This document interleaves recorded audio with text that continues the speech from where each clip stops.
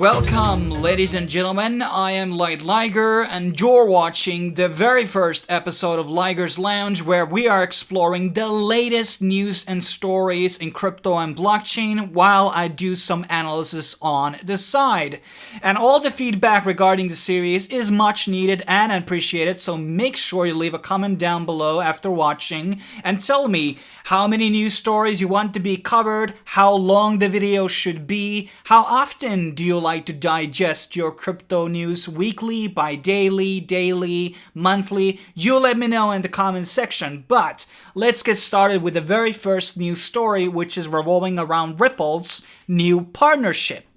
And they have basically joined this coalition, which is consisting right now of 40 different startups.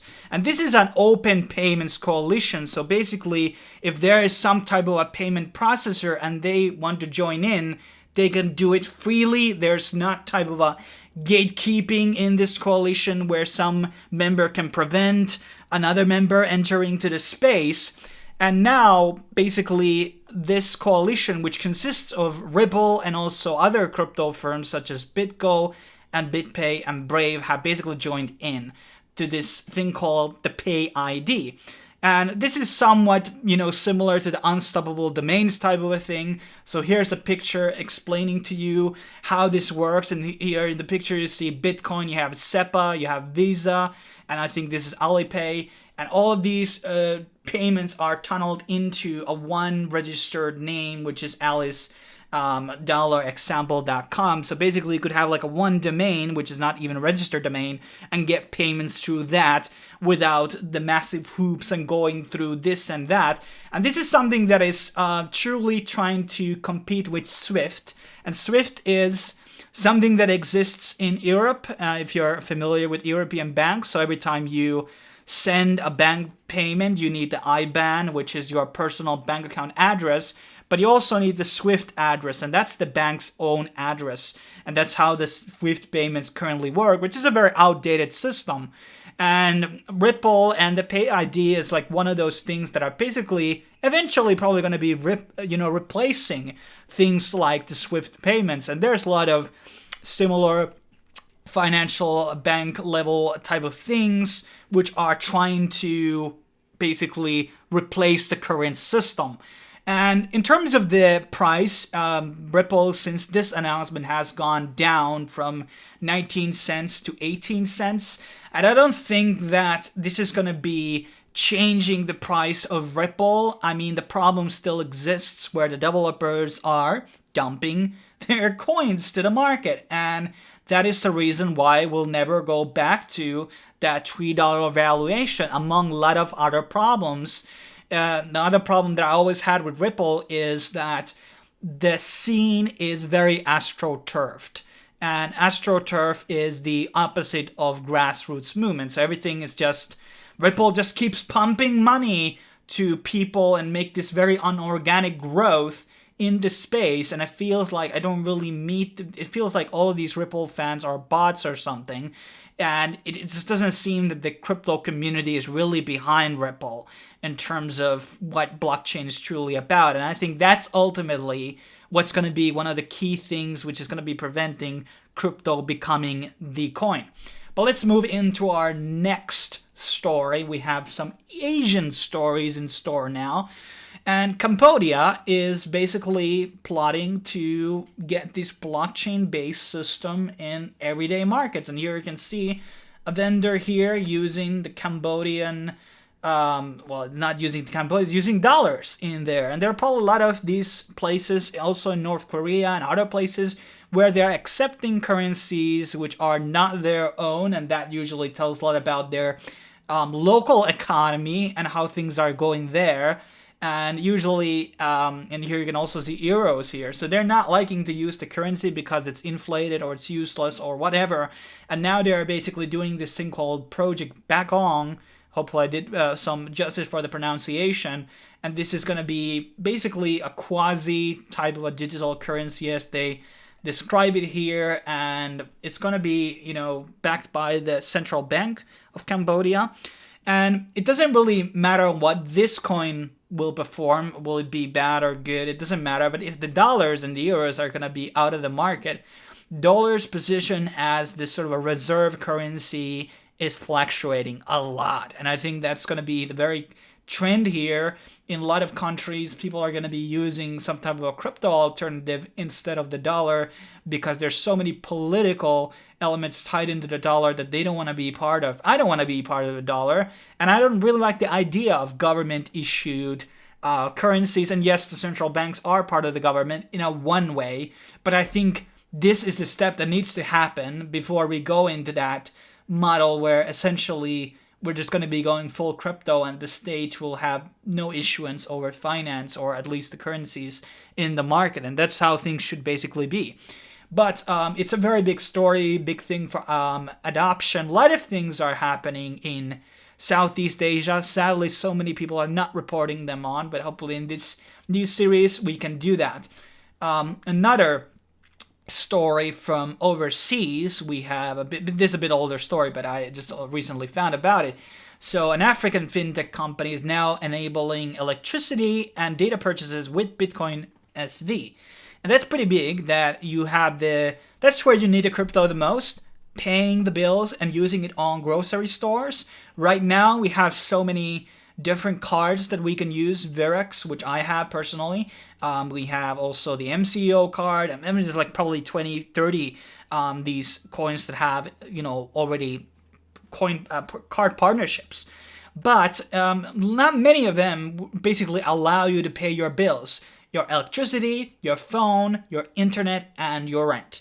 And these type of applications that they are building here, SendB is this application that has the Bitcoin SV, which is already apparently like 50,000 retail stores since 2019. So that's a lot of adoption. I don't know how many people use it, but that's a very easy gateway in case to get people use Bitcoin SV in case they already have the app. And I guess the app also has some other features like fiat or something that you can top it up with. But transitioning on moving SV to that account or making the transition as a customer to start using SV should be very easy.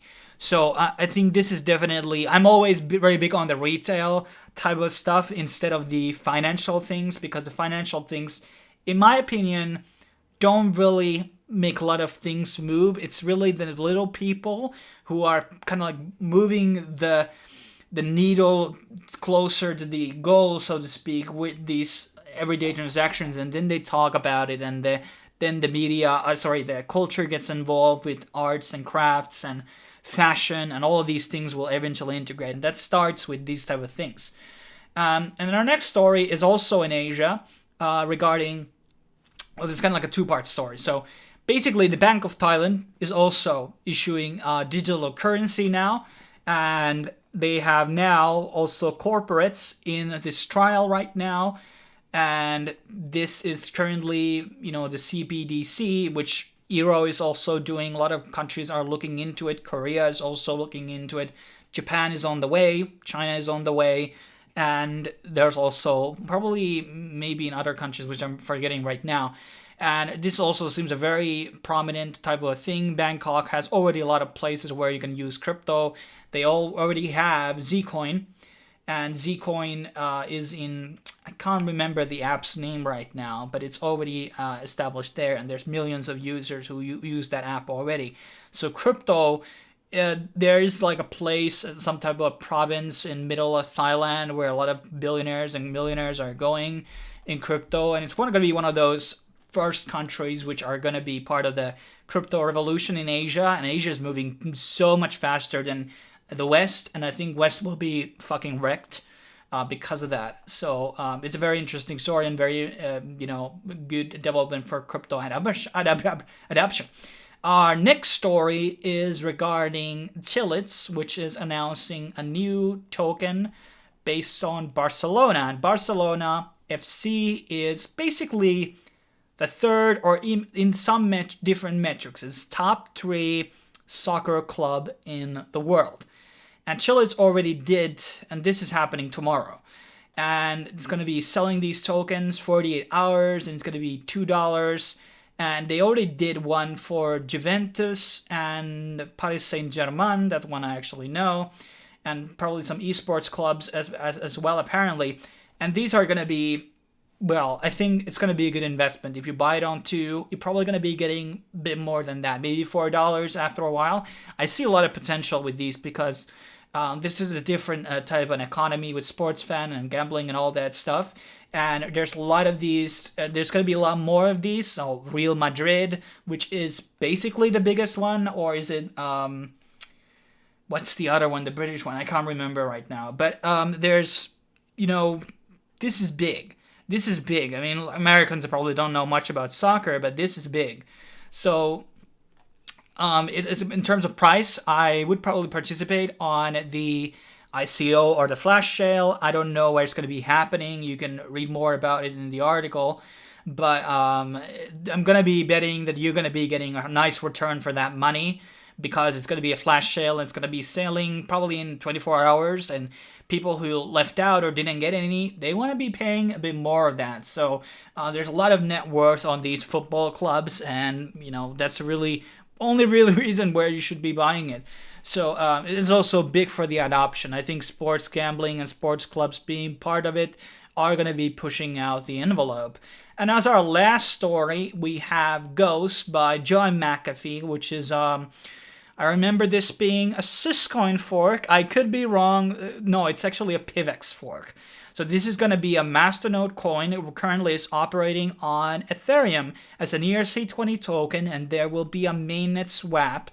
Basically, we're exchanging those ERC20 tokens into the mainnet, and it's basically a proof-of-stake Masternode coin. There's a bit about on their roadmaps, or there's things that they want to do, bounty portal, mobile app wallet, merchant solutions, and they're already doing a lot of things with Switch decks. I have a video about it coming out today if I have the time. And Ghost right now is priced at $1.41. I think it will reach very, very high sum on the release. Then it will drop down in maybe even 90%. And like with other Masternode coins, then it will start to recover from there. And Masternode coins are a bit different because they have these periods where they go down and then they recover afterwards. And they are a bit different because people want to acquire the Masternode, so they got those rewards. So there's going to be usually some push upwards because there's a need to basically buy so you can get into that whole staking business, the node rewards. So Ghost is probably a good pickup. I wouldn't buy it on the release because I think it will drop a bit from the release price. And maybe 90% is a bit too much than what I said earlier, but it might see a 50% drop. So I would buy it under $1, definitely. And maybe go in lower, buy the dip, and then enjoy the benefits after that. And as our last thing, our last segment, which maybe I'll move into the beginning in the next video, is going to be looking into the large movers in the market. So let's refresh that page so we can have a better understanding of the current things. So what do we have here on the top gainers? And obviously, you can have coins that go 1,000%. Usually these are very unknown coins with low volumes and low market caps for the most part. But you have some couple of interesting ones here. You have Vid, which is basically creating this new Instagram type of application. And apparently it's going through some price movements here. 75% of it's pretty nice. I don't know the reason for that because I tried to learn, what was the reason for the gains. I couldn't find any. Then we have Compound, which is right now, it's actually earlier was above 60%. So not too long ago, like a day ago, it was somewhere $200 ballpark, and now it's over $300.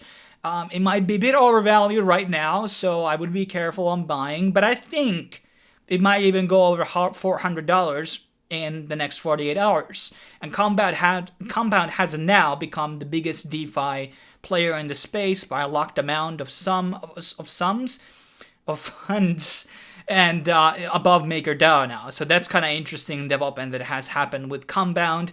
And by locking in, collateral in the space, you will get the tokens. And that's actually something that might become a thing where you lock it into the pool and you borrow to the pool and you will getting tokens in return plus of the actual compound rewards, which is very exciting. So that's definitely something to look out for in the market. And Ergo seems also a very promising project. And on the losing side, I don't see really a lot of things. Proximax is here. It's a NEM token. I think it has dropped significantly in many months in a row. So I don't really see much going on for that. And other ones, I don't really know much about. These seem to be a Masternode coin here, and not really much to add. But thanks for watching this video. Stay tuned for the next episode. We're going to be having a lot of other news to cover. And as I said in the beginning, you want to send me news stories, lightliger@protonmail.com. And all the feedback is important. What coins should I cover? Maybe I should do more hard fork coverage and wallet updates and all these type of things. But finding news, it takes time. And what news should I cover? And all these things. I have to think twice what people are interested in and so on. But thanks for watching. Leave the feedback, and I will see you guys on the next video.